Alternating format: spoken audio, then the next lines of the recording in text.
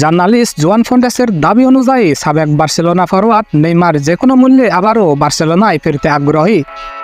এই তথ্য প্রকাশের পর থেকেই ফুটবল দুনিয়ায় তোলফাড় শুরু হয়েছে।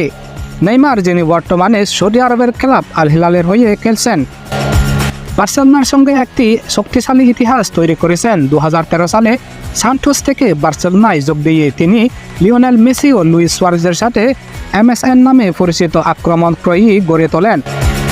4 বছরে তিনি 2টি লা লিগা শিরোপা এবং 2015 সালে UEFA চ্যাম্পিয়ন লিগ সহ নানা শিরোপা জয় করেছেন। তবে 2017 সালে নেইমার প্যারিস সেন্ট জার্মেইনে বিশ্ব রেকর্ড ট্রান্সফারে 222 মিলিয়ন ইউরোতে চলে যান।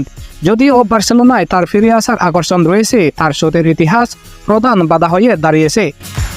বার্সেলোনা ছাড়ার পর থেকে নেইমার বারবার আঘাত পেয়ে বেশ কয়েকটি মৌসুমের বড় অংশ বাইরে ছিলেন।